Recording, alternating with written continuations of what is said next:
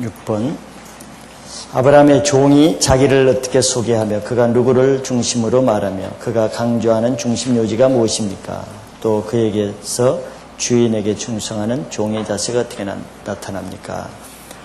우리가 앞에서 많이 봤는데 또 더불어서 종의 자세와 또 리브가의 믿음과 이런 것들을 다시 한번 또 보는 것입니다. 먼저 아브라함은 그 리브가의 가족들에게 자기 자신을 어떻게 소개하고 있습니까? 예, 뭐 너무나 당연한 것 같죠. 뭐 사실 당연하죠. 당연한데도 사람들은 오늘 우리 세례 요한을 때에 맞춰서 잘 본 것처럼 자기 자신을 있는 그대로 당연히 드러내고 소개해야 되는데도 우리는 그렇게 하지 못할 때가 종종 있습니다. 자기가 무슨 큰 일을 하면 꼭 자기가 대단한 것처럼 소개하기를 원해요. 그냥 아브라함의 종이라기보다는 어떻게 소개할 수도 있습니까? 나는 어디서 온 엘리에셀이라는 사람입니다. 뭐 이렇게 말할 수도 있죠. 그거 틀린 말은 아닙니다. 그러나 그는 그런 다른 수식어를 쓰기보다는 가장 적합하게 자기 신분을 나타내는 나는 아브라함의 종된 사람입니다. 이렇게 아주 분명하고 솔직하게 자기를 소개하죠. 자기가 주인의 행세를 하거나 주인의 덕을 보면서 자기가 영광받고자 하는 그런 마음으로 자기를 소개하지 않는 것이죠. 이것은 아브라함의 종이라는 것은 자기는 아무것도 아니고 자기를 이렇게 지금까지 인도해온 그 나의 주인을 더 소개하고 오히려 주인을 드러내고 주인을 높이는 그런 모습입니다. 세례 요한도 오늘 똑같은 자기는 그리스도가 아니고 나는 그의 신들매 풀기도 감당치 못하겠다. 자기보다 자기가 섬기는 주님을 더 높이는 이것이 종의 자세라고 할 수 있습니다. 종처럼 종은 그렇게 행동해야지 종이 주인의 위치에 서면은 안 되는 것이죠. 두 번째 그가 또 쭉 라반에게 경과를 이렇게 설명을 쭉 하는 것을 여러분들이 뭐 읽어 보셨겠죠. 미리 읽어 오시면 이해가 더 빠릅니다. 자, 아브라함의 종이 누구를 중심으로 지금 라반에게 이렇게 쭉 설명을 하고 있는 것 같습니까? 누구 중심? 아브라함 중심. 예. 뭐 두 가지를 다 볼 수 있죠. 두 가지를. 첫째는 하나님 중심으로 얘기하고 있습니다. 여러분들 잘 보세요. 인간 중심, 사람의 기준으로 말하지 않습니다. 하나님 중심으로. 이것도 당연한 것 같죠. 이것이 사실은 이런 것을 봐서 그 사람의 신앙의 영적 수준을 가늠할 수 있는 모습이 여기에 잘 나타납니다. 이거는 영적 성숙이 안 되면 하나님 중심적인 그런 영적 마인드가 없으면은 이것이 쉽지 않습니다. 아브라함의 종이 쭉 말하는 걸 여러분들이 다시 한번 쭉 읽어보세요. 이것이 사람이 한 것, 아브라함이 한 것도 아니고 자기가 한 것도 아니고 리브가가 한 것도 아니고 이것은 하나님이 하신 일임을 강조하고 있는 것입니다. 이게 아브라함의 종의 아주 하나님 중심적인 그런 자세를 잘 볼 수 있는 것이에요. 또 모든 아브라함에 관한 일을 말할 때도 그것을 하나님 중심으로 말하고 있어요.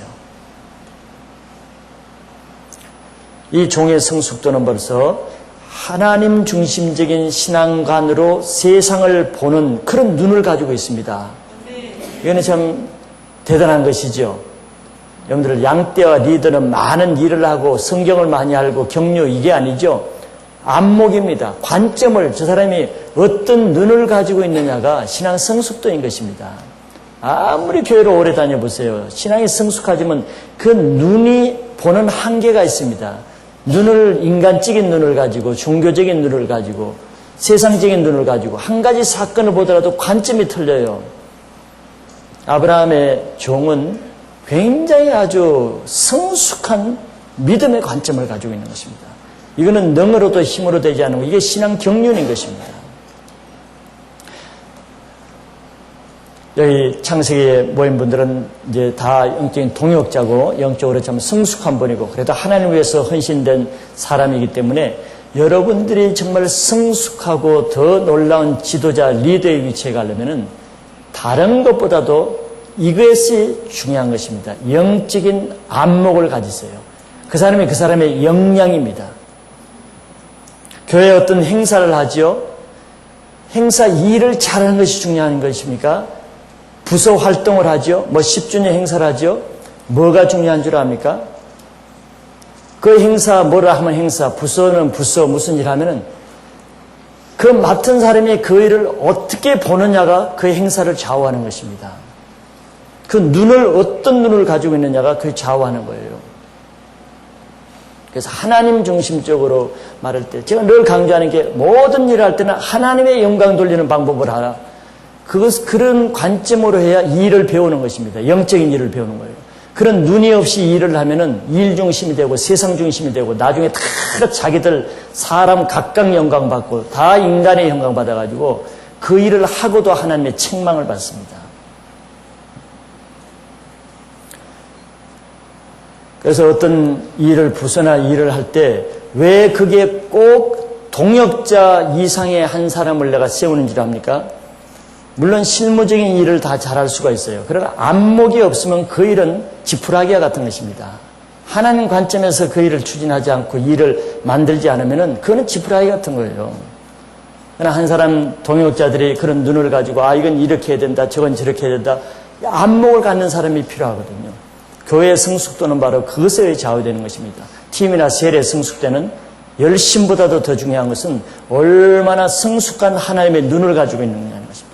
내가 셀의 현상을 어떻게 보고 저 형제 자매가 저렇게 하는 행동을 어떤 관점에서 보고 여러분들 그걸 모르면 상담을 어떻게 하겠습니까? 인간적인 관점으로 이렇게 하라 저렇게 하라 그거야 뭐 세상 카운슬러 찾아가서 상담해도 마찬가지인 것입니다. 영적인 상담이라는 건 그것이 아니에요. 그 사람의 상태를 어떻게 볼 줄 아는 눈을 가져야 상담을 해줄 수 있는 것입니다. 그렇기 때문에 여러분들이 정말 성숙하려면은 이런 인격적으로 성숙해야 이런 눈이 나오는 것입니다.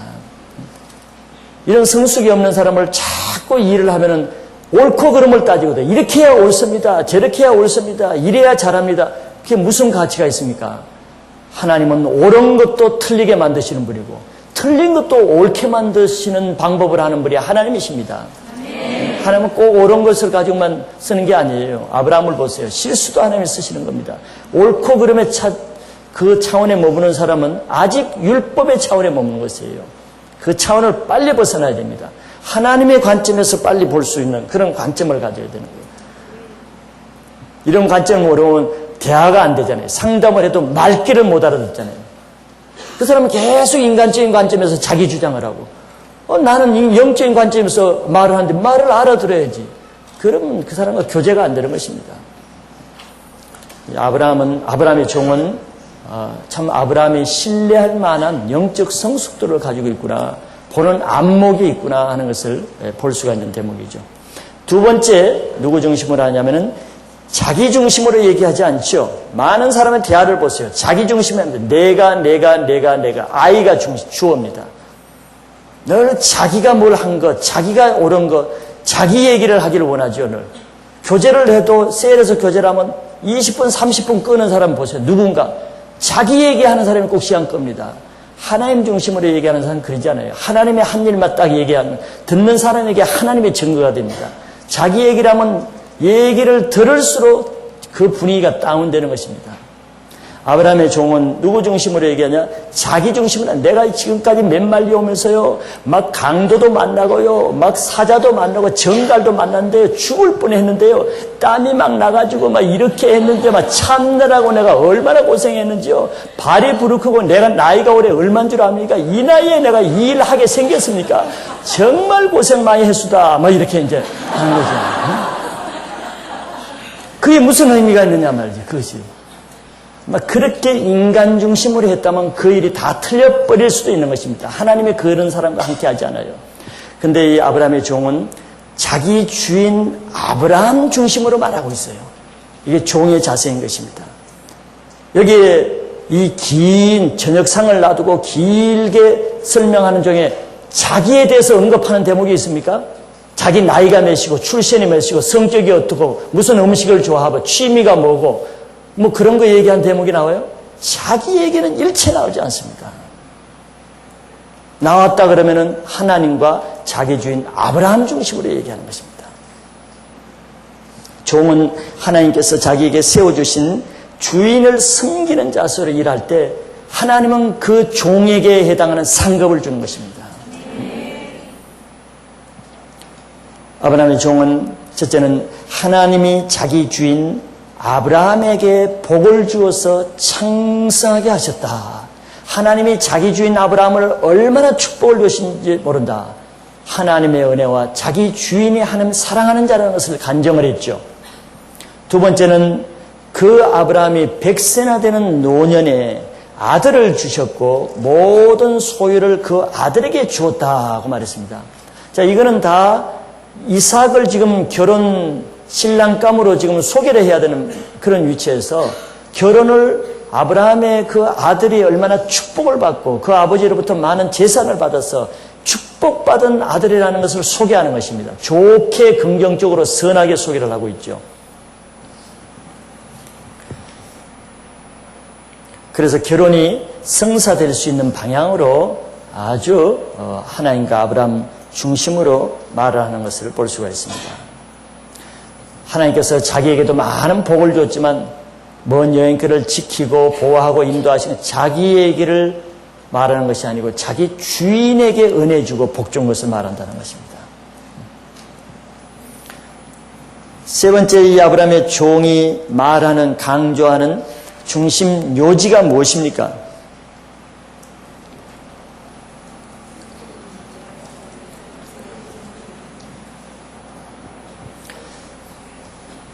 쭉 요약을 해보면은 48절에 결론적으로 그 종이 얘기하는 것을 볼 수가 있습니다. 나의 주인 아브라함의 하나님 여호와께서 나를 바른 길로 인도하사 나의 주인의 동생의 딸을 그 아들을 위하여 택하게 하셨으므로 내가 머리를 숙여 그에게 경배하고 찬송하였나이다 그랬거든요. 자, 이것은 요약해보면은 하나님이 누구에게 은혜를 주셔서 자기 주인 아브라함에게 은혜를 주셔서 그의 뜻 그대로, 누구 뜻? 아브라함의 뜻, 자기 주인의 뜻 그대로 하나님께서 정확하게 자기를 여기까지 인도하신 것은 리브가를 하나님이 택했다는 증거라는 놀라운 은혜를 간증하는 것입니다. 이게 어떤 의미가 있어요? 이 종은 자기가 그 결혼이 성사되기 위해서 자기 말을 하지 않는다는 것입니다. 이거 얼마나 성숙합니까? 여러분들 중매쟁이들을 만나보면은 주로 중매쟁이들의 특징이 뭐예요?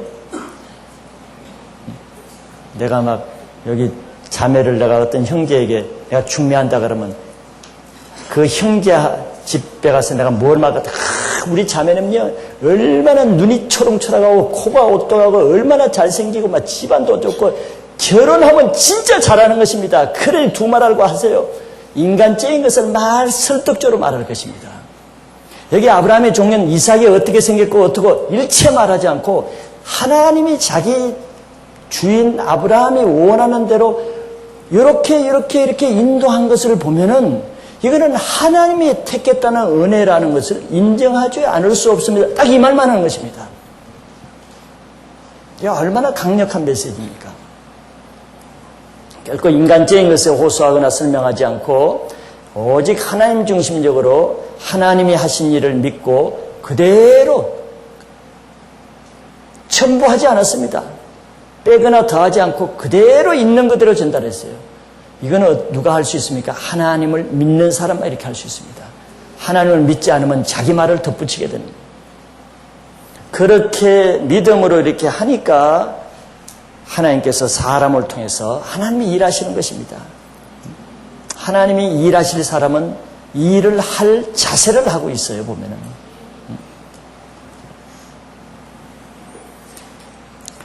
그래서 아브라함의 종은 식탁 앞에서 하나님이 우리 주인 아브라함의 기도 응답으로 이루어진 것을 간증하면서 결단을 촉구한 것입니다. 그러니 어떻게 하겠습니까? 이렇게 하나님이 하신 일에 대한 반응을 촉구한 것입니다. 네 번째는 그에게서 주인에게 충성하는 종의 자세가 어떻게 나타납니까 하는 것이죠. 앞에서도 우리가 봤지만 저는 한 두 가지로 요약해 보면은, 첫째는 자기 일보다 주인의 일을 먼저 구한다는 것입니다. 먼 여행에서 그 젊은 사람도 아니고 그 노인이 얼마나 피곤하며 시장하고 먹고 싶고 쉬고 싶고 정말 누리고 싶을 텐데 밥도 먹지 않고 그렇게 하는 것은 사명을 먼저 감당하고자 하는 자세가 보이는 것입니다. 하나님의 일보다 자기 일을 먼저 하고, 오늘 메시지에도 말했지만 사람들은 하나님의 영광을 위해서 하라 그러면 맨날 뒤로 미루고 나중에 물으면 잊어버렸다 그러고, 이런 아주 정말 불성실한 모습을 보이죠. 그러면서도 그 사람이 시간이 없고 잊어버리는 것이, 자기 일은 잊어버리지도 않고 시간이 없어도 그 일을 하면서 하나님 일은 항상 미루고 시간이 없다 그러고 잊어버렸다 그러고, 그게 그 사람의 종된 불성실한 자세를 나타내는 것입니다. 아브라함의 종은 바로 예수 그리스도를 섬기고 있는 우리 그리스도인들의 자세인 것입니다.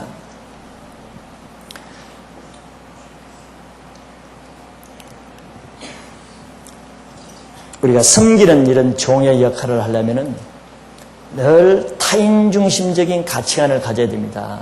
나를 위해서 사는 사람은 그 사람은 하나님을 위해서, 남을 위해서 살기가 어려워요. 그 가치관이 바뀌기 전에는. 자기중심적인 사람은, 얻으려는 사람은 받으려는 사람 보세요. 무슨 여러분들이 무슨 일을 위해서도 자기에게 필요한 일은 즉시로 전화합니다. 즉시로 찾아가서 상담합니다. 그러나 전화하고 상담해놓고 나중에 그 일이 어떻게 되는지 궁금한 것에 대해서는 일체 찾아오지도 않고 전화도 없어요. 그게 병이 나았는지 그 일을 됐는지 일체 남이 필요할 때는 전화도 하지 않습니다. 자기 필요할 때는 밤이든 새벽이든 그냥 무대뽀로 전화하고, 그대로 궁금해서 사람이 견딜 수가 없는데 뭐 없어. 그렇고 또 일이 잘 안 되면 또 그때 찾아와요. 참 너무너무 이기적이죠. 그러니까 그 신앙이 성장하겠습니까? 그 문제에서 끊이질 않는 것이죠. 자기밖에 모르는 거예요. 남을 생각하지 않아요. 그런 사람은 종이 될 수가 없는 것입니다. 늘 남의 편에서, 남이 어떻게 생각할까? 하나님이 어떻게 생각할까? 교회가 어떻게 될까? 이렇게 할 때 어떻게 될까? 늘 다른 사람의 입장에서 생각하는 사람이 섬기는 사람 사는지, 이렇게 하면 내가 어떻게 될까? 내가 수원해보는가? 미성숙한 사람인 것입니다. 아브라함의 종을 통해서 여러분들의 신앙 인격 자세가 한 단계 더 올라가는 기회가 되기를 바랍니다. 두 번째는 하나님과 아브라함을 중심으로 일한다는 것입니다. 자기 주인을 위해서는 모든 것을 긍정적으로 말하죠. 부정적으로 말한 것이 한 군데도 나오지 않습니다. 여러분들이 하나님이 일어나면서 얼마나 많은 부정적으로 교회에 대해서, 자기 지도자에 대해서, 셀장에 대해서 부정적으로 말하는 경우가 얼마나 많습니까? 그런 단계를 빨리 벗어나지 않으면 그것 때문에 그 말에 자기가 얽히게 되는 것입니다. 아브라함의 종을 보세요. 얼마나 힘들게 왔겠습니까? 부정적인, 힘들다는 말이, 힘들었단 말 입에조차도 없는 것입니다.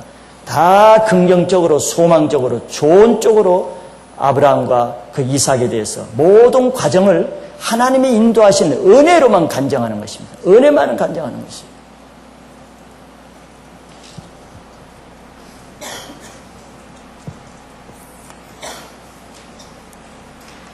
7번,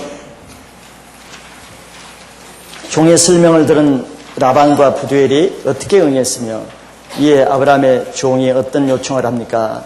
여기서 자기 유익을 구하지 않고 주인만을 위해 헌신된 종의 자세가 어떻게 나타납니까? 그렇죠?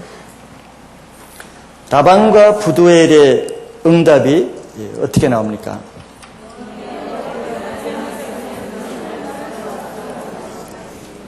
예. 그 아버지와 오빠가 아브라함의 종의 말을 다 듣고 나서는 항거할 수가 없었어요. 이 일을 달 수가 없었습니다. 아니라고 말할 수가 없었죠. 본인들이 그렇게 말하고 있는 것입니다. 왜 그렇습니까? 이 일이 여호와께로 말미암았으니 우리는 가부론 말할 수 없다. 우리가 감히 안 된다고 우리가 할 수 없는 일이다. 이거는 정말 하나님이 했다는 것을 부인할 수 없다. 이렇게 말했습니다. 허락을 한 것이죠. 이것은 바로 아브라함의 예언이 지금 적중하는 것입니다. 무슨 예언? 하나님이 천사를 보내서 미리 다 일을 할 것이다 그랬는데 부두엘과 아버지와 오빠의 마음을 미리 천사들이 다 마음을 주장해서 거부할 수 없게끔 마음을 다 만들어 놓습니다. 이 일을 만드시고 성취하시는 분이 하나님이세요. 하나님.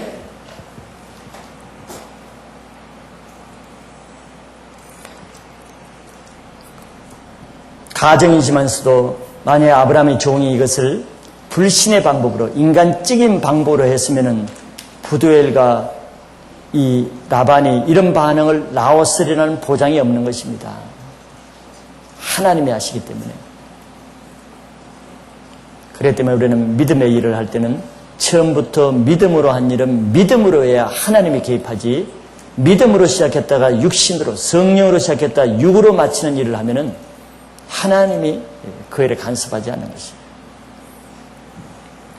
두 번째, 아브라함의 종의 요청이 무엇이었습니까? 그 응답을 받고 나서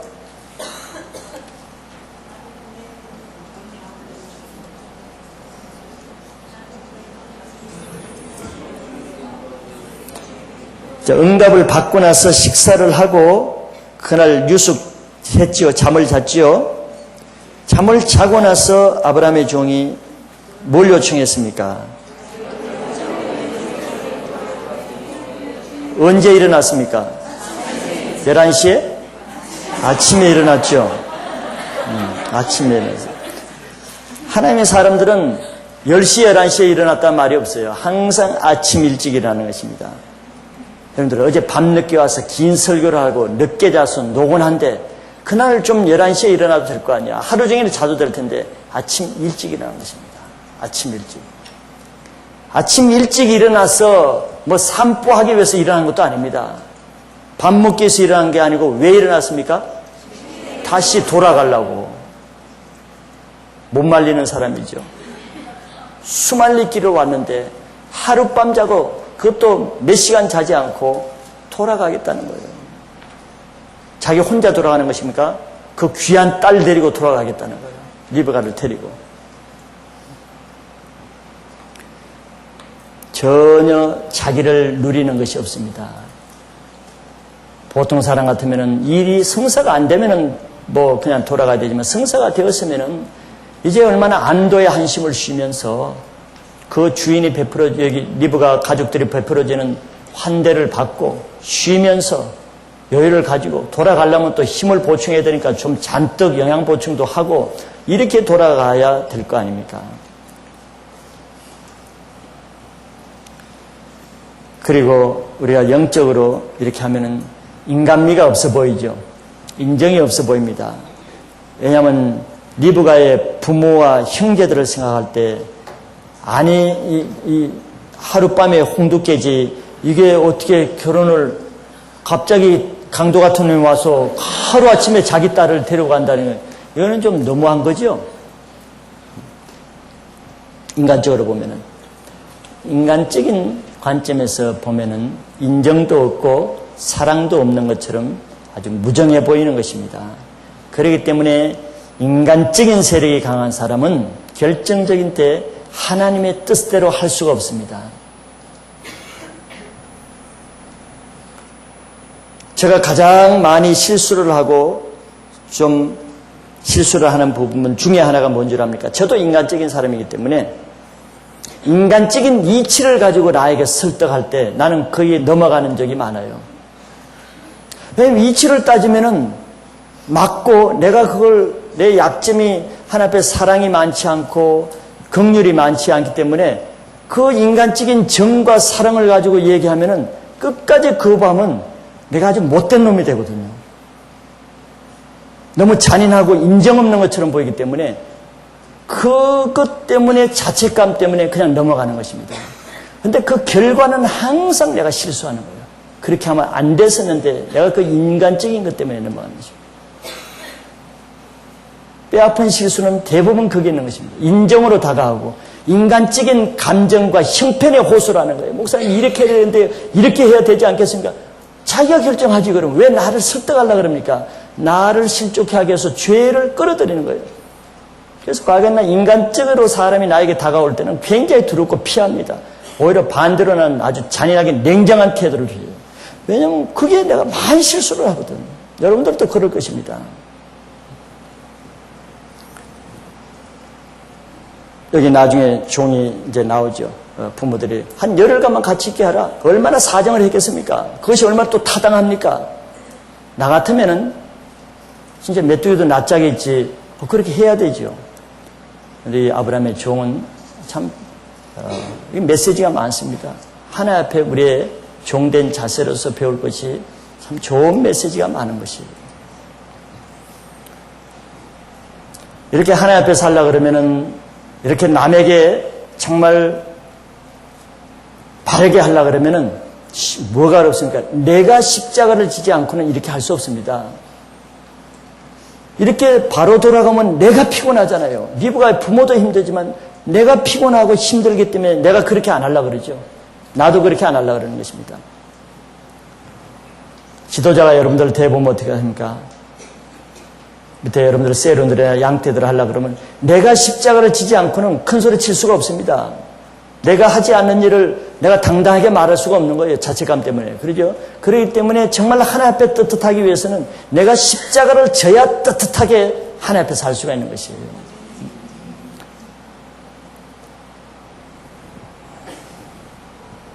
세 번째는 헌신된 종의 자세가 어떻게 나타납니까? 다 연결되는 것이죠.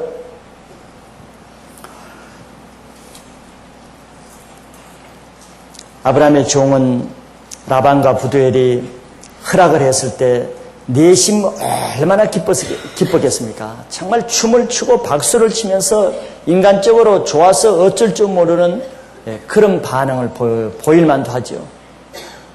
얼마나 노심초사 조마조마했는데 그 일이 이루어졌습니까? 그런데 보세요. 자기가 좋고 막 자기가 좋아서 어쩔 줄 그런 모습이 아니라 딱 하나님 앞에 가서 하나님께 영광을 다 돌리는 거예요. 누가 하라 그런 것이 아닌 것입니다. 진실로 이 아브라함의 종은 하나님이 하셨다는 것에 감사와 그 영광 돌리는 마음으로 하는 것입니다.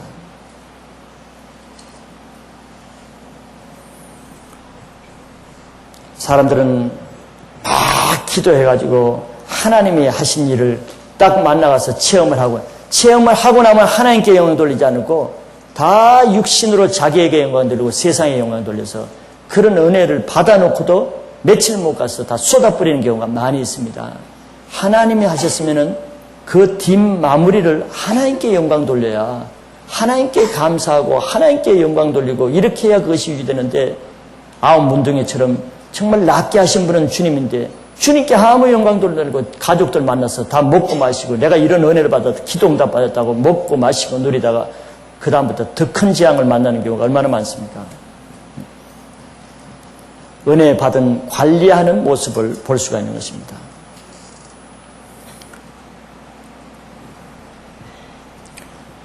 종은 사사로운 사심을 가지면은 종이 될 수가 없죠. 엘리사는 당대 최고의 하나님의 선지자였습니다.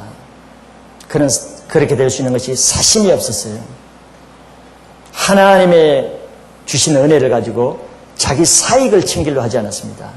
그 대표적인 예가 바로 나만 장군이 그에게 찾아왔을 때 많은 수로의 옷과 의복과 금과 은과 많은 보석을 선물로 가져왔습니다. 그건 받아도 상관없는 것입니다.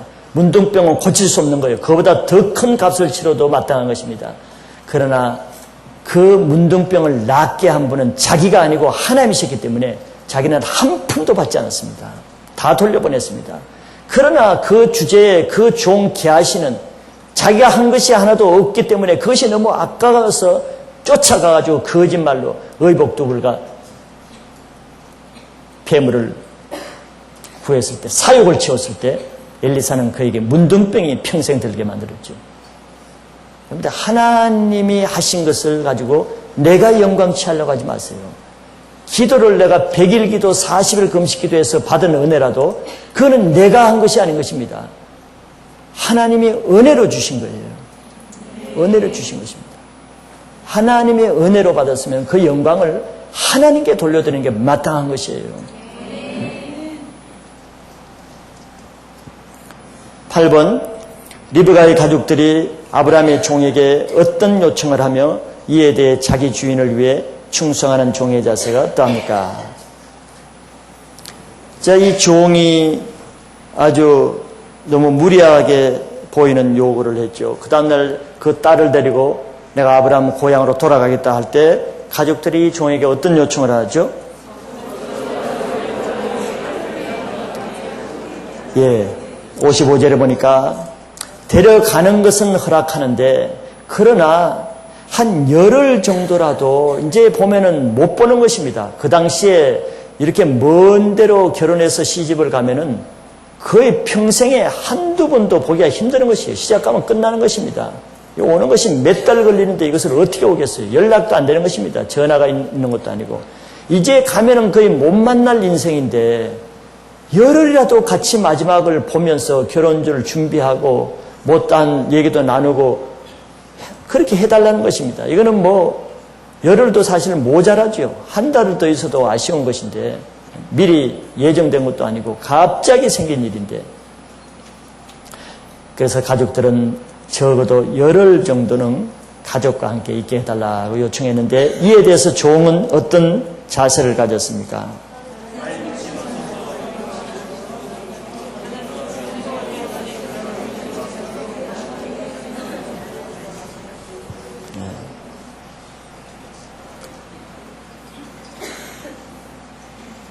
종은 자기를 만류하지 말라 그랬죠.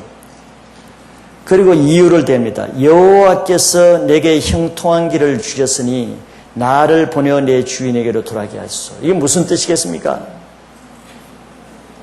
무슨 의미 같아요, 이것이?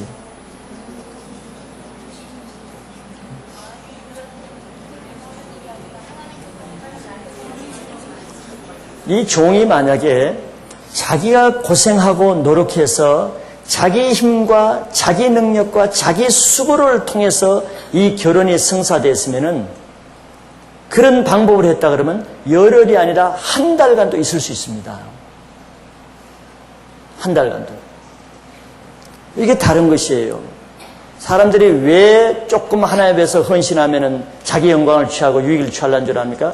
그 일을 내가 수고했다고 생각하기 때문에, 내가 했다고 생각하기 때문에. 그러나 아브라함의 종은 자기는 여기 머무를 이유도 없고 자격도 없고 머물러서는 안 된다는 것입니다. 이거는 자기 일이 아니고 자기가 한 것도 아니고 나를 만류하지 말라. 나는 만류할 처지가 안 된다는 거예요. 왜냐하면 지금까지 모든 일을 하나님이 내게 형통한 길을 줬기 때문에 나는 하나님께 따라서 다시 내 주인이 지금 얼마나 기다리고 있는데 내 주인이 지금 하루라도 빨리 소식을 기다려가는데 나는 내 주인을 위해서 빨리 돌아가야지 나를 위해서 있을 수가 없다는 것입니다.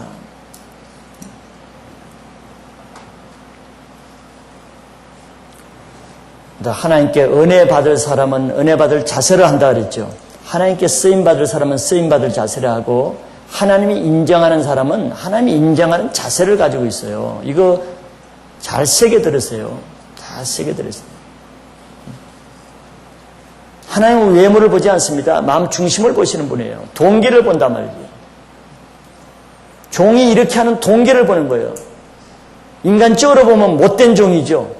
염치가 없는 종이죠. 하나님은 동기 중심을 보는 것입니다. 이 종이 왜 이렇게 하는가? 이 일이 자기가 한 일이 아니기 때문에 하나님의 은혜를 주셨기 때문에 그 하나님의 은혜에 합당하게 하고 이것은 주인이 한 일이기 때문에 주인에게 빨리 일을 알려서 주인을 기쁘게 하기 위해서 해야지 여기 앉아서 퍼져서 나를 위해서 내가 기쁘게 할 수 없다는 그런 뜻인 것입니다.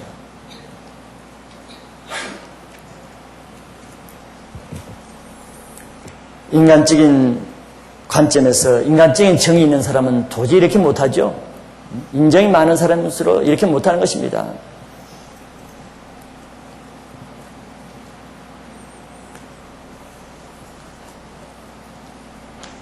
9번 리브가의 믿음의 결단이 어떠하며 그녀가 어떤 축복을 받으며 집을 떠납니까? 리브가의 믿음의 결단은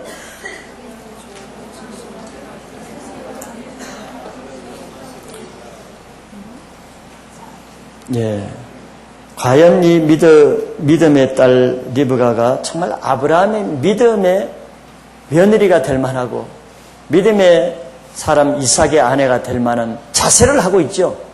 자세를 하고 있는 것입니다. 아무나 그냥 뜬금없이 되는 일은 없어요. 하나님 나라에는. 그 부모가 리브가에게 선택을 할 것을 넘겨줬습니다. 네가 결정하라. 리브가도 인간입니다. 부모를 사랑하고 형제를 사랑합니다. 지금 떠나면 언제 만날지 모르지만서도 그는 생각하고 계산을 여지없이 즉석에서 떠나겠다고 한 것입니다. 그녀가 무슨 준비를 했겠습니까? 혼수를 준비했겠습니까? 뭘 준비했겠어요? 아무 준비가 없습니다. 결혼에 무슨 준비가 있습니까? 결혼의 준비라면 하나님의 뜻대로 결단한 것만이 최고의 준비인 것이에요. 왜냐하면 생각할 여지가 없거든요. 왜? 지금까지 종을 통해서 하나님의 분명한 인도하심이 확인되었기 때문에 그것처럼 더 중요한 것이 없는 것입니다. 자, 이것은 바로 아브라함의 기도가 응답되는 것이죠. 하나님의 미리 천사를 통해서 리브가의 마음을 다 준비해 놓은 것입니다. 리브가가 스스로 하는 것이 아니고 하나님이 그 마음을 이미 준 것입니다. 은혜 받을 마음, 결혼할 수 있는 마음을 준 것이에요. 대부분의 청년들이 결혼할 때가 되면요, 하나의 징조가 있어요. 결혼할 자세가 되어진다는 것입니다. 난 그것을 많이 목도하기 때문에 그것으로 거의 간음을 많이 합니다. 아무리 나이가 많고 결혼이 시급해도 어떤 형제자분들은 결혼할 자세가 안 돼 있는 사람이 있으면 그 사람은 결혼 안 됩니다. 아무리 자기가 애써 보세요. 10년 동안 결혼 입에해도 안 됩니다. 왜냐하면 결혼이 안 되는 사람은 벌써 결혼할 자세가 안 돼 있습니다. 그러나 뜬금없이 결혼한 사람 보세요. 전에 믿음이 없다가도 믿음이 갑자기 좋아진다, 갑자기 헌신한다든가, 갑자기 하나님을 사랑한다든가, 갑자기 마음을 비운다든가, 그 결혼할 자세를 하나님이 주시거든요. 하나님이 주실 때 그 마음을 받을 때 결혼이 빨리 이루어지는 것을 저는 목도합니다. 여러분들이 나를 오해하면은 목사가 결혼을 중매하는 것 같죠? 나는 중매하는 적이 없습니다. 내가 중매할 일은 뭐가 있어요? 나는 하나님이 인도하시는 것에 보조 역할을 할 뿐입니다. 하나님이 하시지 않는 데는 사람이 아무리 나를 닥달해도 내가 할 수 있는 것은 아무것도 없어요. 오해하지 마시기 바랍니다. 내가 한번 맺어줘 중매하고 나는 그럴 권리가 없어요. 그렇다면 내가 지금 다 맺어줘 버리지. 내가 지금 결혼 때문에 내가 흰머리가 이렇게 생기고 머리가 빠지는데 저희 형제 자매들이 뭐 때문에 이제 고집 피우고 결혼을 늦추는가? 여러분들 부모도 속타겠지만 여러분은 부모나 한 자식만 속타지만 나는 수백 명이 속타니까 머리가 이렇게 벽에 있다는 것이 기적인 것입니다.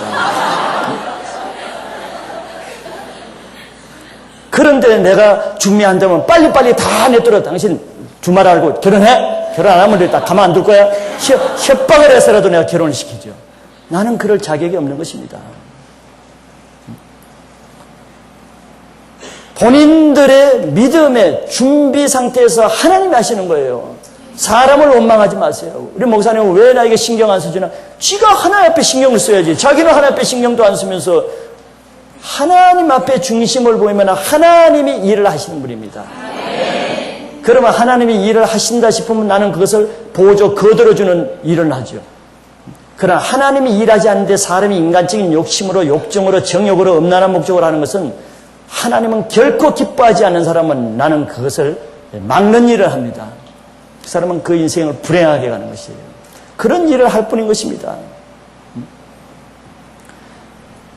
리브가가 결혼하는 것은 결혼할 자세, 마음이 되기 때문에 결혼하는 것입니다. 그냥 되는 것이 아니에요. 믿음이 없는 사람은 믿음으로 결정하기를 두려워하죠. 그런 사람 아직 결혼할 준비가 안 된 마음인 것입니다. 생각을 하고 계산을 하고 조건을 따지고 자기 욕정으로 따지고 아직 결혼할 때가 안 된 것입니다. 절대 그런 사람은 그때 결혼하지 마세요. 그런 상태에서 결혼하는 것은 그렇게 행복의 조건이 아닌 것입니다. 사단은 결혼을 통해서 얼마나 영적 전투를 방해를 많이 하는지 여러분들이 알고 있는 것보다 더 심각하다는 걸 아셔야 됩니다. 왜 결혼은 하나님 앞에 중요한 것이기 때문에 많은 것으로 방해를 하고 있기 때문에 그렇습니다. 리브가는 자기 배우자가 키가 얼마고 조건이 얼마고 어떻게 생겼는지 전혀 아는 바가 없습니다. 단지 아브라함이 100세에 낳은 아들이라는 것뿐이 없어요. 그러나 그가 종에게 물어보지도 않았죠. 물어보지도 않았습니다. 왜? 인간적인 조건을 따지지 않는다는 것입니다. 하나님이 인도하시는 사람이냐 아니냐 크게만 관심 있는 거예요. 그러니까 인도한 것이 확정되니까 그 다음날 떠나겠다는 것입니다. 조건이 아니에요. 하나님이 인도하시면 확정이 되기 때문에. 인간적인 사람일수록 자꾸 조건을 따지죠. 성격이나 외모나 학벌이나 이런 것을 따지는 사람치고 영적으로는 어떤 경우는 최악의 조건을 가지고 결혼한 것을 많이 봅니다. 지혜로운 같죠. 가장 최악의 사람과 결혼하게 되는 것을 나는 보기도 하는 것이죠. 그렇기 때문에 전에도 한번 제가 말씀드렸을 것입니다. 젊은이들은 내가 아직 결혼의 때가 안 됐을 때 나의 관점, 아브라함의 종이처럼 영적인 관점이 아니고 육적인 관점에서 내가 좋아 보이는 형제 자매가 있었다면 반드시 그 사람하고는 끊어야 되는 것입니다. 그 사람과 끊지 않으면 이 사람이 눈이 바뀌지 않습니다. 그러나 대부분의 육정이 있는 사람은 그것에 소울타이라 그러죠. 결탁이 되어 있기 때문에 그 사람의 결혼을 마냥 끌게 되는 경우가 많이 있습니다.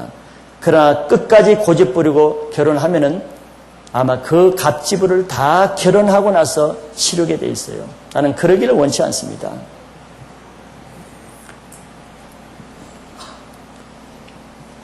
내가 육신적인 세력이 있을 동안에는 내가 보는 것은 한계가 있다는 것을 인정해야 됩니다. 그 한계를 벗어나가서는 그 차원에서 내가 회개하는 것입니다. 그런 나의 상태를 회개하면 눈이 바뀌게 되는 것입니다. 리브가는 결혼에 인도하시는 것까지 하나님이 하셨다는 것을 확인한 다음에 결혼하는 방법까지도 믿음으로 하겠다고 결단하는 것입니다. 그래서 믿음은 믿음으로 이룬다고 그렇게 말을 하고 있죠.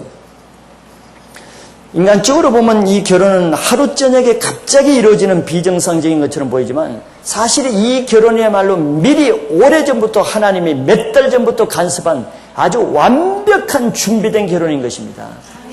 사람들은 이런 것을 모르고 결혼 준비한다면은 전혀 인간적인 것에 준비에 많은 시간과 물질을 들이죠. 그것이 무슨 의미가 있겠어요? 그런 준비가 영적인 준비가 되어 있는 것이 가장 큰 준비인 것입니다. 여러분들은 그렇지 않을지라도 여러분들의 부모들 중에서는 믿음이 없을 때 결혼할 때마다 옥신각신하죠. 뭐 때문에? 혼수 때문에, 결혼식 때문에, 주례 때문에 혼수를 많이 하느니 적게 하느니 결혼식을 거창한데 아름다운 웨딩 뷔페에서 하느니 왜 그렇게 합니까? 왜 그렇게 하겠어요? 무슨 준비를? 저희 준비에 한 달 만에 합시다. 한 달 가지고 모자랍니다. 석 달은 해야 됩니까? 무슨 준비? 혼수 준비? 무슨 준비? 뭐 때문에 그러죠? 다 하나님께 영광 돌리는 영광을 부모들이 다 영광 받기 위해서 결혼식 준비하는 것이에요. 그렇기 때문에 나는 결혼이 결정되면 보름 만에 2주 안에 3주 안에 빨리 하라는 이유가 그것입니다. 오래 준비할수록 다 부모가 영광 다 받는 거예요. 부모의 영광 조금이라도 더 취하기 위해서 혼수 더 요구하고 결혼장 더 요구하고 하나님이 슬퍼하시는 결혼인 것입니다. 그 결혼을 누가 맺어준 결혼인데 왜 맺어주는 하나님께 영광 돌리지 않고 사람이 다 가르치는 거예요. 그 자식에게 아무 유익이 되지 않는 그런 결혼인 것입니다. 결혼을 인도하신 분이 하나님이면 방법과 나중까지도 하나님께 영광 돌리는 방법으로 결혼을 하시길 바라요. 아멘. 인간적으로 많이 준비하는 모든 것은 다 인간이 영광받는 방법인 것입니다. 결혼식이 여러분들이 믿음 안에서 결혼한다면 꼭 결혼 예식이 부부도 물론 결혼한 신랑 신부도 물론 기쁜 날이지만 그분이 영영이 그 결혼이 축복되기 위해서는 그날이 최고 우리를 지금까지 키워주고 믿음 주시고 신앙 갖게 하시고 믿음 좋은 사람과 결혼하게 하는 그 하나님 주인공이 하나님이잖아요. 그 하나님께 영광 돌리는 결혼 예식을 지금부터 기도하고 그런 것을 여러분들이 꿈꾸며 바라보세요. 네? 결혼식은 화려하게 거창해서 실은 첫날부터 싸우고 사니 모사니 그게 무슨 의미가 있느냐고. 다 하나님께 영광을 돌리니까 마귀가 틈을 탈 소지를 준 거 아닙니까? 마귀의 틈 탈 소지를 주니까 그런 현상이 일어나는 것이죠. 결혼 얘기만 나오면 제가 흥분한다니까.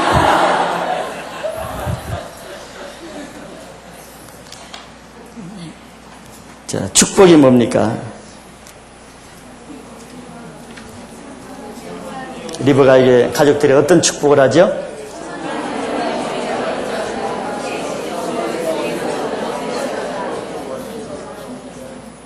예. 자, 이것도 하나님이 자기 천사를 통해서 준비하지 않았다면 참 부모의 마음은 굉장히 괘씸하고 섭섭할 것입니다. 아니, 부모 말을 안 듣고 저 종의 말을 듣고 하루아침에 떠나다니 지금까지 키워주고 애미 속도 모르고 아마 돌에 맞아 죽을지도 모를 거예요. 천사가 예배하는, 그렇지 않겠어요? 이용말리 떠나는데. 근데 보세요. 자, 그런데도 천사 하나님이 그 부모와 형제 마음도 다 주관해서 한마디 너 그럴 줄 몰랐다, 섭섭하다, 너 정말 어째 그럴 수 있느냐, 그런 말이 한마디도 없어요. 반대로 축복을 해줬습니다. 인간적으로는 섭섭하게 떠나는 그 딸이요 여동생에게 천만인의 의미가 되며 내 씨로 그 원수의 성문을 얻게 할지어다 축복을 해서 보내는 거예요. 하나님이 하신 것입니다. 하나님. 결혼은 하나님이 주관하면은요, 그 신랑 신부를 축복 가운데 인도하시는 거예요. 그렇다면 결혼은 영적 전투입니다. 이런 결혼이 쉽지가 않은 것이에요. 아브라함이 기도를 많이 하고 아브라함의 종이 기도를 했기 때문에 이렇게 순수히 풀리는 것이지, 정상적으로 보세요. 이런 집안에 난리가 날 현상입니다. 딸을 주니 안 주니 난리가 날 일이죠. 결혼 때가 안 됐는데 억지로 결혼하려면은 양가에 거기 서로 만나는 것을 상견례 때 싸우고 떠나서 혼수로 싸우고 은혜가 안 됩니다. 은혜가. 그러나 하나님이 인도하시면 두 젊은 형제자매가 강력하게 기도를 하고 하면은 부모들의 마음을 하나님이 다 주장해버려요. 강팍한 부모들의 마음이 누그러지고 정말 돈에 매이는 부모들의 마음이 나지고, 그런 결혼은 참 봐도 시원하고 영적 도에 승리했기 때문에 결혼 후에도 그런 사람은 그 사람 부부를 통해서 그 부모들이 복음화되고 바뀌는 현상입니다. 그러나 결혼 때부터 벌써 인간적인 것에 눌린 사람은 거꾸로 결혼해서 눌려가지고 어렵습니다. 영적 전투에 치기 때문에 그래요. 믿음의 결혼은 이런 결혼이지, 교회 안에서 믿는 신자와 결혼한 것이 단지 믿음의 결혼이 아닌 것입니다. 결혼하고 싶으면 결혼할 마음 자세를 가지시기 바랍니다. 원망 불평하지 말고 내가 하나님 앞에 인정받을 마음 자세를 하면은 결혼을 만드시고 성취하시는 분은 하나님이십니다. 사람을 보지 말고 의지하지 마세요. 10번, 이삭이 리브가와 어떤 가정을 이루었습니까?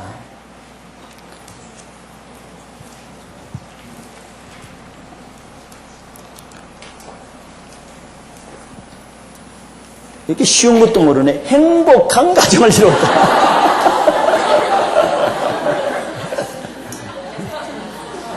여러분들 너무 고상하고 영적인 것만 추구해가지고 이런 말은 시시한 줄 아는 봐.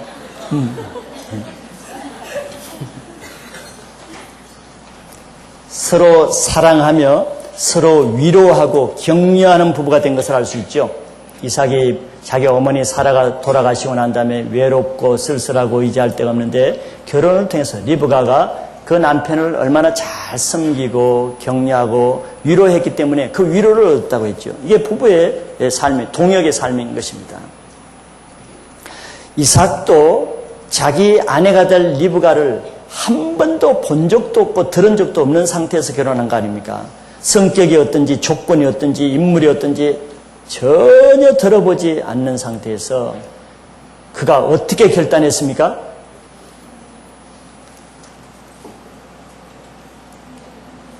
책을 보라고 내 얼굴 보지 말고, 참 여러분들은 이상해.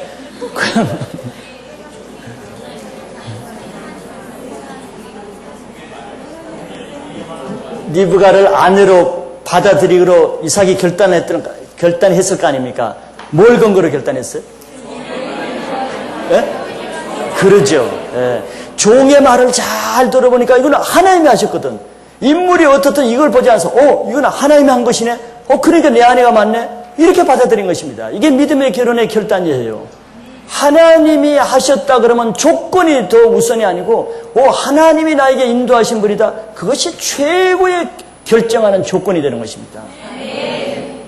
그래서 하나님이 내게 주신 아내라고 받아들였기 때문에 하나님을 사랑하는 이삭은 하나님이 주신 아내를 사랑했고 그 아내 리브가는 하나님이 정해주신 이삭을 사랑하고 위로하고 격려하는 생활을 했다는 것입니다. 지금 제가 하는 말 잘 들었어요?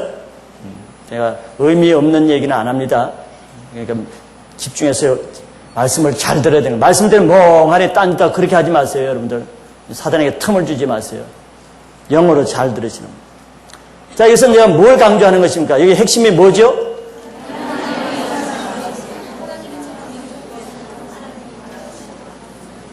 주어는 있고 스스로는 없어. 하나님이 그 다음에 뭐 어떻게 했다는 거야? 하나님이. 제가 지금 사랑에 대해서 말하고자 하는 거예요. 사랑에 대해서. 여러분들 제일 좋아하는 게 사랑이잖아. 달콤한 사랑. 내 달콤한 실체를 내가 지금 말하고자 하는 거야. 달콤한 사랑의 실체를. 사랑이 있어야 결혼한다고 외치고 주장하는 바입니다. 맨날 그런 소리 하죠. 물론 그 말도 맞습니다. 그러나 보세요. 자, 사랑은 여러분들 보세요. 사랑은 사랑해서 결혼해서 사랑하는 그런 차원은 그리고 온전한 차원이 아닙니다. 많은 사람들은 그런 결혼을 하기를 원하죠. 내가 사랑하는 사람과 결혼해서 평생 사랑하리라. 맞는 것 같죠? 물론 틀리는 말은 아닙니다. 그러나 여러분들이 알아야 될 것은 믿음에 결혼한다면 하나님이 나에게 배우자로 정해 주셨기 때문에 내가 사랑해야 된다. 이것이 더 맞는 것입니다. 네. 이것이 더 맞는 사랑의 정의는 이것이 맞는 것입니다. 하나님의 사랑의 근본이시죠. 하나님이 나에게 배우자로 정해줬기 때문에 이 사람은 나의 배우자니까 내가 사랑해야 된다 할 때 하나님이 그때 사랑을 주는 것입니다. 하나님의 사랑을. 알아요? 그 주는 사랑이 진짜 사랑인 것입니다. 그런데 내가 사랑이 되는 사람과 사랑하겠다? 그거는 한 면은 맞지만 한 면은 불확실한 것입니다. 왜냐하면 우리는 에로스, 욕정적인 사랑으로 사랑을 보는 것이 많기 때문에 하나님이 주지 않는 사랑은 마귀가 주는 것이거든요. 마귀가 주는 것은 정욕적인 사랑을 가지고 눈으로 보고 사랑이 되고 이런 사람의 사랑은 하나님이 주는 사랑이 아니기 때문에 조건이 없어지면 언제든지 그 사랑도 싸늘하게 시작됩니다. 신혼여행 갔다 오면서 그 사랑은 식어질 수도 있고요. 한 번 부부가 싸우고 나면 그 사랑은 없어질 수가 있는 거예요. 그래서 이혼하는 것입니다. 근데 그런 가식적이고 허식적인 사랑을 기준으로 결혼을 결정하지 마세요. 많은 어떤 결혼에 대한 책을 통해서도 그렇게 책을 쓴 사람이 있는데 일부는 내가 인정하지만 영적인 관점에서 보면 그게 맞지 않습니다. 그건 굉장히 불확실하고 위험한 것이에요. 음란의 영이 있는 사람은 누가 사랑이 더 되겠습니까? 음란의 영이 가진 사람이 뜨겁게 사랑이 되는 것입니다, 여러분들. 영적인 원리를 모르니까 내가 사랑하는 사람과 결혼해야 된다지만 그 근거가 어디 있습니까? 그러나 내 영이 맑아보세요. 그런 사람은 사랑이 되지도 않고 하나님의 사랑하는 사람 보면 깊이 사랑이 느껴집니다. 왜? 그 사람이 하나님의 사랑이 그 안에 있기 때문에 하나님의 사랑이 있는 사람이 사랑이 느껴지는 거예요. 그런 믿음의 결혼하려면 그런 사랑을 근거로서 결혼을 해야지. 내가 사랑이 돼야지. 사랑이 안 되는 이유를 따져보라고. 네가 인간적이고 네가 육정적인데 사랑이 되겠느냐? 그 사람이 얼마나 하나님을 사랑하는 사람인데도 네가 왜 사랑이 안 되는 줄 아냐? 네가 그렇게 악하고 육신적이고 인간적이니까 사랑이 안 되는데 그것이 누구의 죄느냐 말이지. 그러나 그 사람이 자기를 회개해 보세요. 금방 그 사람이 눈에 보지 못할 정도로 사랑이 생기는 것입니다. 그런 상담 와서 절대 이 말을 들은 이 사람 그런 얘기 입 밖에도 내지 마세요. 무식한 것입니다.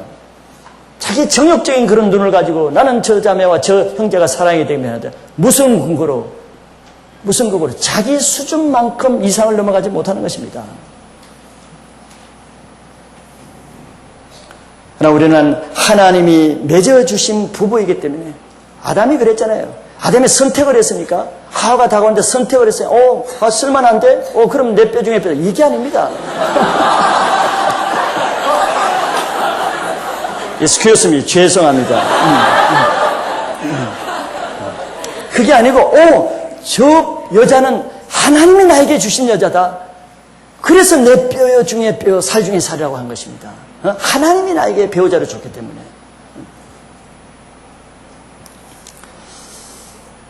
이 정도로 결혼에 대해서 뼈 아프게, 정말 가슴 아프게 얘기했는데도 가슴 아픈 결혼을 시도하는 사람은 없으리라 믿습니다. 믿음의 결혼을 하면 결혼이 가장 쉽게 되고 인간적인 결혼을 하려면 비비 꼬여서 10년, 20년 가게 되는 것이에요. 믿음으로 하나 앞에 정직한 영으로 하나님 안에서 결혼을 하려고 그러면 하나님은 쉽게 결혼을 이루십니다. 마지막 11번 문제. 리브가를 통해 결혼을 준비하는 신부가 어떠해야 하는지 말해보세요. 자, 앞에 나왔는데 한번 또 요약을 하는 것입니다. 앞에서 우리가 쭉 봤죠. 제가 몇 가지를 한번 요약해 봤습니다. 첫째는 결혼을 준비하는 신부의 그 모델을 리브가를 하면은 아름다웠다, 아리따웠다 그랬습니다. 그러니까 그때 그것을 마음이 아름답고 하나님을 잘 섬기는 사람은 그 모습이, 성품이 아름답게 바뀌면 외모도 아름답게 보인다고 했습니다.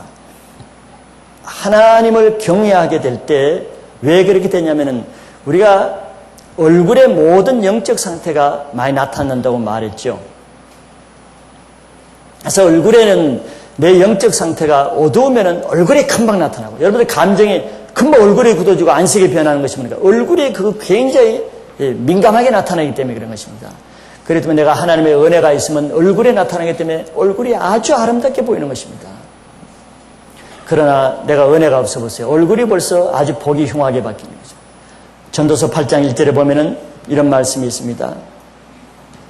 사람의 지혜는 그 사람의 얼굴에, 여기 지혜라는 것, 성경에서 지혜라는 것은 하나님을 경외하는 것을 말하는 것입니다. 인간적인 지혜가 아니고, 사람의 지혜는 그 사람의 얼굴에 광채가 나게 하나니 그 얼굴에 사나운 것이 변하느니라 그랬어요. 하나님의 영광이 임하는 사람은 그 얼굴에 뭐가 없어져요? 사나운 것이 없어집니다. 여러분들 얼굴을 보세요. 얼굴에 사나운 것이 있습니다. 웃고 있어도 그 도끼가 있어요. 알아요? 여러분들 보면은. 그런 얼굴을 성경에서는 절대 아름답다, 아립답다 그런 말을 절대 표현하지 않습니다. 하나님의 영광의 광채가 있는 그런 모습을 성경에서는 아름답다, 아담하다, 멋있다고 표현하는 것입니다. 리브가는 바로 결혼할 때는 결혼할 마음 상태가 되어 있는 것입니다. 아름다운 상태가 되어 있는 것입니다. 그래서 결혼은 은혜가 가장 충만할 때 결혼을 결정하고 그때 해야 되는 것입니다. 근데 사단은 반대로 생각하죠. 사람들이 시험에 들면 딱 어떻게 합니까? 교회를 떠나서 결혼하고 싶어 합니다. 이성 문제에 매이게 됩니다. 가장 시험에 들고 은혜가 없을 때 꼭 결혼 문제를 선택하게 해요. 이게 사단의 일인 것입니다. 그래도 우리는 반대로 정말 가장 은혜가 많을 때 꼭 그때 결혼 문제로 기도하고 결혼 문제를 그때 결정하기를 바라는 것입니다. 성경에 보면은 이렇게 아름답다고 표현한 것은 몇 가지만 제가 몇 사람만 소개하겠습니다. 사라와 라헬과 요셉과 모세와 다윗, 이런 다른 사람도 있지만 아름답다는 의미를 여러분들이 아시라는 것이에요. 외모적인 그런 아름다움만 얘기하는 것은 아닙니다. 사라를 말할 때는 창세기 12장 1절에 보면은 아름다움을 아브라함 자신도 자기 아내가 아름답다는 것을 인정했어요. 그가 애굽에 가까이 이를 때 그 안에 사례들어 말하되 나 알기에 그대는 아리따운 여인이라 그랬습니다. 자기 남편이 자기 아내를 아름답다 그럴 정도는 진짜 아름다운 것입니다.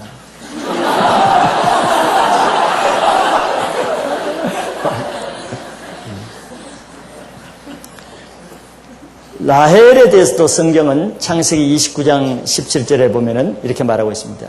레아는 알력이 부족하고 라헬은 곱고 아리따우니 그랬습니다. 라헬은 곱고 아리따웠다 그랬습니다. 요셉을 또 아름답게 표현한 말은 창세기 39장 6절에 나와 있습니다. 요셉은 용모가 준수하고 아담하였더라. 모세에 대해서도 출애굽기 2장 2절에는 그 어머니가, 그 부모가 이렇게 표현했습니다. 그 여자가, 그 어머니가 잉태하여 아들을 낳아 그 준수함을 보고 그를 석 달을 숨겼다. 그 얼굴을 보니까 너무 하나님 앞에 준수했기 때문에 강물에 던져야 되는데 죽이지 않았다는 것입니다. 모세는 그 외모 때문에 살아난 것입니다.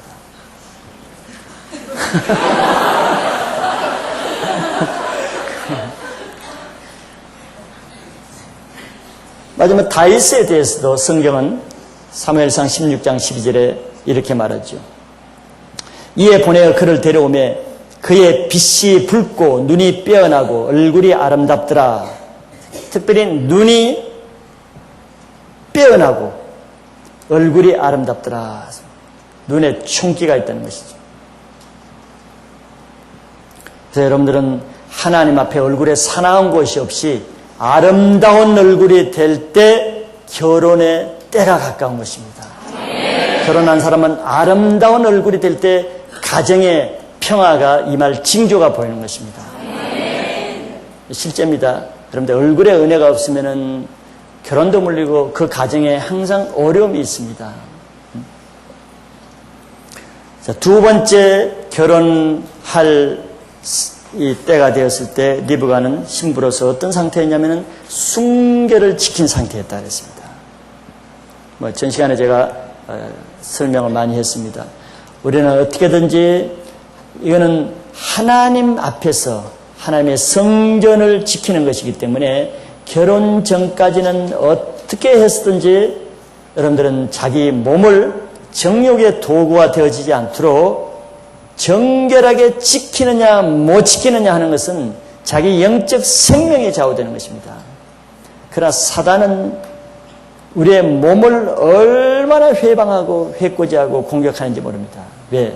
다른 것보다도 몸은 하나님의 성전이기 때문에. 근데 성전 몸을 더럽히는 것은 음란의 죄밖에 없는 것이거든. 몸 안에 짓는 죄. 여러분들이 얼마나 좀 젊은이들은 음란물들이 많고 쉽게 음란한 것을 접할 수 있고 인터넷이나 세상의 여러 경로를 통해서 음란한 것을 쉽게 접할 수 있습니다. 더 옛날보다 전신갑주를 입지 않으면 여러분들의 몸은 창기의 몸이 만들어지는 그런 더럽힐 수 있는 소지가 얼마든지 있는 것입니다. 제가 결혼 세미나에서 강조할 때는 손 잡는 것까지도 남녀간에 이성교제할 때 허락하지 저는 하지 않았습니다. 마지막 결혼이 결정될 때 교제 기간에는 손 잡는 것까지만 제가 허락했습니다. 왜? 손 잡고 합심해서 기도해야 되기 때문에.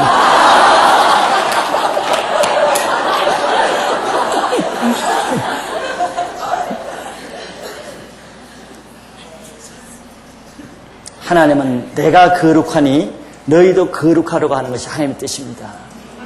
거룩에는 무슨 뜻이라 그랬죠? 구별된다는 것입니다. 세상에 하는 것과 구별되어야 되는 것입니다. 그런데 지나간 때는 실수를 하고 허물이 있었다 할지라도 하나님은 지금이 중요하게 합니다. 그 과거를 자기가 철저히 회개하고 용서함을 받은 다음에는 새 출발을 하는 것을 중요하게 얘기하는 것이에요. 그런데 과거에 그래서 과거에 매이지는 않아야 되겠지만 과거를 정리하지 않고 그냥 구렁이 담 넘어가듯이 넘어가서는 절대 되지 않습니다. 반드시 그 문제에 대해서는 회개하고 용서함을 받고야 새 출발을 할 수 있는 것이에요. 결혼하지 않는 형제자매라면 결혼하기 전에는 반드시 그 문제를 하나님 앞에 회개하고 깨끗이 용서함을 받고 새 출발로 결혼하시길 바랍니다. 세 번째는 근면 성실이었습니다. 리브가는 앞에서 본 대로 기본적으로 그는 근면했습니다. 게을르지 않았어요. 일하는 것을 두려워하고 몸을 도사리지 않았습니다. 마귀에 잡혀있는 사람, 지난주에 제가 했던가요? 마귀에 잡혀있는 사람들은 마귀가 하는 것 중에 특징이 뭔 줄 압니까? 마귀는 우리의 몸에 들어오거든요. 이게 몸 쟁탈전인 것입니다. 왜? 우리 몸은 성전이기 때문에. 요엘서 2장이나 사도행전 2장 17절에 보면은 하나님은 성령을 어디다 부어주신다 그랬습니까? 육체에 부어준다 그랬습니다. 몸에. 왜? 이거 원래 하나님의 것이니까. 그렇기 때문에 마귀도 우리를 공격하고 우리를 소유하기 위해서 어디에 들어오겠습니까? 우리 몸에 들어오는 것입니다. 몸에 들어오는 것이에요. 그래서 음란의 세력도 몸에 들어오지만 몸에 들어오면서 우리 몸을 사단은 하나님께 대해서 불성실하고 나태하고 게으르게 만드는 거예요. 몸을 사단에는 충성하고 빠르게 하고 하나님께는 나태하고 게으르게 하는 것입니다. 그것을 여러분들 알겠죠? 여러분 들었어요. 아무리 피곤하고 바빠도 죄 짓는 일에는 절대 게으르지 않습니다. 여러분 친구가 좋은 영화 봤다. 가야지. 기도 모임에 했다. 나 피곤해서 못 가. 그래서 누가 자꾸 들어와 있나? 사단이 들어온 것이에요. 게으른 것은 제가 상대적인 것입니다. 알아요? 내가 꼭 몸이 허약하고 허약체질이라서 나는 그럴 수 없다. 죄 짓는 데는 허약체질 상관없어요. 초월해서 죄를 짓는 것입니다. 그거는 영적인 것이란 말이죠. 내가 하나님이 나를 잡으면은 정말 딴 일은 회사는 못 가도 주일날은 예배 드리고 자기 맡은 이런 사람이 얼마나 많습니까? 저 사람 진짜 객관적으로 보면 몸살이 나서 견딜 수가 없는데 하나님이라 그러면 그 힘을 얻어서 나와요. 그 몸을 하나님이 잡고 있기 때문에. 그러나 어떤 사람은 몸이 멀쩡하지만서도 하나님을 하는 데는 아주 게으릅니다. 아주 해주는 식으로. 그런 사람 벌써 그 자세가 벌써 하나님의 은혜 받을 자세가 아닙니다. 그런 식으로는 뭐 교회 나와도 별로입니다. 그러나 그런 사람이 하는 거 보세요. 그렇게 몸을 도사리면서도 자기를 위한 육신을 위하는 데는 뭐 결혼식, 초상식 뭐 그런 데는 얼마나 빠지지 않고 그거 보면 셀은 안 나오는데 그거 보면 얼굴 나서 어떻게 왔어? 이런 데 와야지요. 근데 셀은 왜 나? 셀은 뭐 일이 많아가지고. 여러분들 영적인 문제인 것입니다. 게으른 것은 영적인 문제인 것이에요. 악한 영이 들린 사람들 현상이 뭡니까? 밥을 못 먹게 하면 며칠 굶게 하고 집안에서 나오지 못하게 하고 꼼짝 못하게 하고 어떤 사람은 잠수한다 그럴 때 잠수보다 더 깊이 들어가서 입을 쓰고 아무것도 못하게 하는 거예요. 신기하죠? 그게 악한 영들이 하는 것입니다. 데살로니가 후서 3장 말씀 여러분들이 알 때도 성경은 이렇게 말하죠. 우리가 너희와 함께 있을 때에도 너희에게 명하기를 누구든지 일하기 싫어하거든 먹지도 말게 하라 하였더니 우리가 들은즉 너희 가운데 규모 없이 행하여 도무지 일하지 아니하고 일만 만드는 자들이 있다 하니 이런 자들에게 우리가 명하고 주 예수 그리스도 안에서 권하기를 종용히 일하여 자기 양식을 먹으라 하느라. 일하기 싫거든 먹지도 말게 하라. 게으른 사람에게는 그 양식을 주지 말라는 것이죠. 네 번째 하나 더 또 볼 것은 섬김의 인격이 있다는 것이죠. 이것은 하나님의 사랑과 헌신된 인격에서 나오는 것인데 자기를 위해서 살려는 사람은 섬기는 삶을 하기가 어렵습니다. 근데 리브가는 이런 자매들도 마찬가지고 형제들도 마찬가지지만 결혼하면은 상대방을 위해서 집을 위해서 섬겨야 될 일이 얼마나 많습니까? 그런데 건면하지 않고 섬기지 않는 사람은 어쩌면 그것 때문에 서로 다투게 되는 것이에요. 여러분들 우리 교회는 콜트가 많은데 콜트를 편리 위주로 콜트를 이용하려는 콜트는 항상 어려움이 많습니다. 서로 네가 더 많이 섬겼느니 적게 하느니 하느니 안 하느니 누리기 위해서 콜트하는 데는 콜트를 해체하는 것이 않습니다. 콜트는 누리기 위해서 하는 것이 아니에요. 섬기는 훈련을 하게 하고 주는 훈련을 하고 자기 부인을 훈련을 하고 훈련을 위해서 콜트 뜻이 무엇입니까? 네? 뭐의 약자죠? 코 라이브지 내가 정했는데도 잊어버렸네. 라이브 트레이닝이죠. 네. 같이 동역하는 삶을 트레이닝 훈련받는 장소가 콜트라고 정해진 겁니다. 콜트가. 근데 누리려고 하면은 서로가 어려울 수밖에 없죠. 나도 누리고 싶고 자기도 누리고 싶고 아무도 섬기는 사람이 없으면 콜트를 뭐 영원히 할 겁니까? 물론 콜트에 은사가 있는 사람은 영원히 해도 되지만. 그러나 결혼 전에 한시적으로 하는 거 아닙니까? 결혼을 준비하기 위해서. 왜 결혼 때는 콜트보다 더 많은 일을 섬겨야 되거든요. 그래서 좋은 결혼 예배 학교로 콜트를 하시길 바랍니다.